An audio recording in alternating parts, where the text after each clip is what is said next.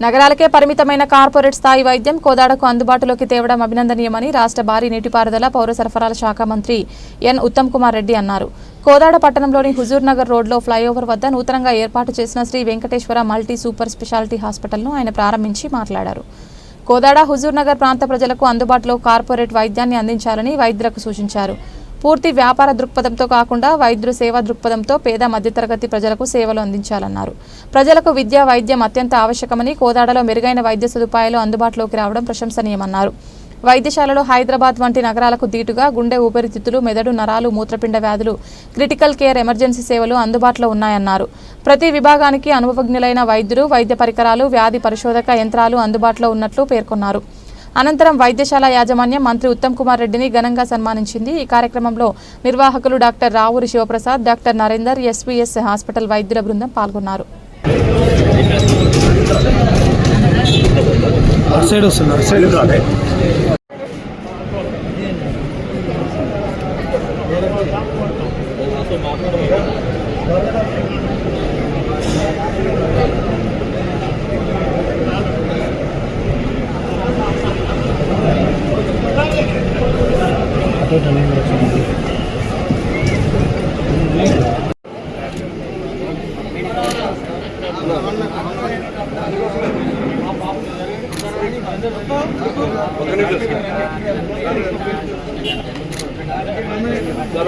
Sir doctor గారు ముందుగా పెట్టండి సార్ కనబడతలేగా సార్ ముందు రండి sir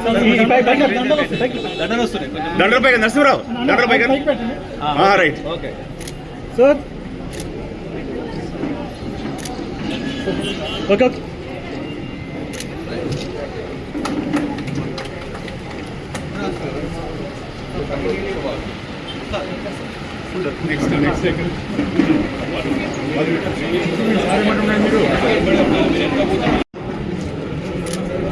sir sir sir wait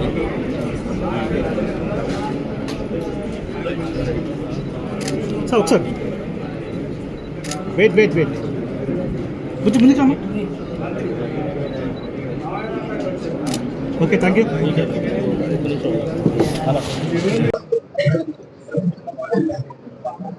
భారత సైన్యం త్రివిధ దళాలు ఆపరేషన్ సింధూర్ అనే పేరుతో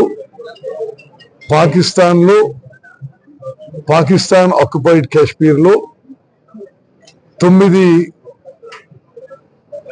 ఆతంకవాద స్థావరాలు టెర్రర్ క్యాంప్స్ పై చేసిన దాడులు చాలా విజయవంతంగా జరిగి మరోమారు మన భారత సైన్యం భారత ఎయిర్ ఫోర్స్ యొక్క ధైర్య సాహసాలకి సమర్థవంతంగా మరి శత్రువుల మీద టెర్రరిస్ట్ మీద దాడి చేసి భారత ప్రభుత్వం యొక్క లక్ష్యాలు సాధించినందుకు మరి పాకిస్తాన్ దేశానికి సరి అయిన బుద్ధి చెప్పినందుకు టెర్రరిస్ట్ ని మట్టి కనిపించినందుకు మనస్ఫూర్తిగా నా అభినందనలు, నా శుభాకాంక్షలు.